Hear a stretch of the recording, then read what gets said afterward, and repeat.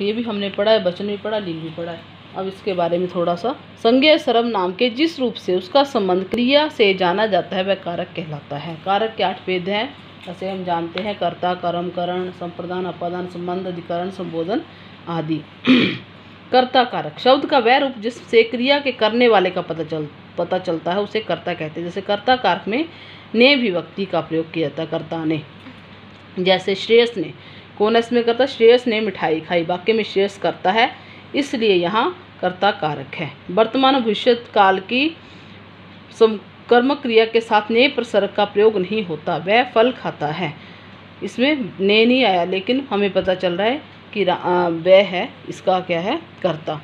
राम घर जाएगा, राम ने नहीं लिखा हुआ, लेकिन राम ही करता है।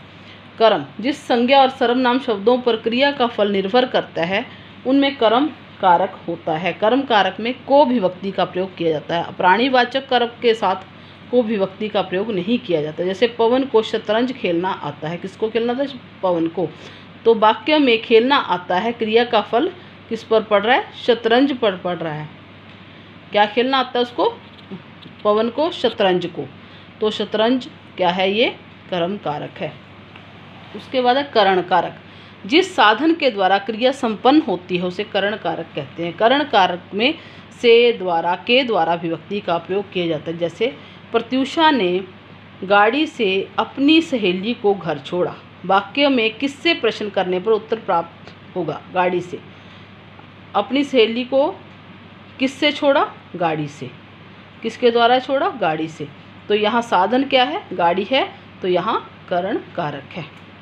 संप्रदान कर्ता जिसके लिए कार्य करता है या जिसे कुछ देता है, जहाँ देने का भाव हो, उस भाव को प्रकट करने वाले शब्दों को संप्रदान कारक कहते हैं। संप्रदान कारक में के लिए तथा को विभक्ति का प्रयोग किया जाता है। जैसे रंजना प्रियंका के लिए उपहार लाई, किसके लिए उपहार लाई? प्रियंका के लिए। तो वाक्य में के लिए क्या है? संप्रदान कारक है।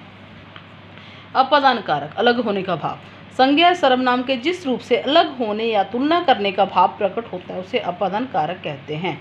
अपादान कारक में से विभक्ति चिन्ह का प्रयोग किया जाता है। जैसे आसमान से ओले गिर रहे हैं, वाक्य में अलगाव का भाव। आसमान से जब ओले गिर रहे हैं तो क्या हो रहे हैं? वो आसमान से अलग हो रहे हैं। तो क्या है? यहाँ अलग होने का भाव है, तो अपादान कारक है। संबंध कारक जिस शब्द से वाक्य में आए एक संज्ञा या सर्वनाम का संबंध वाक्य के दूसरे संज्ञा या सर्वनाम शब्द से प्रकट हो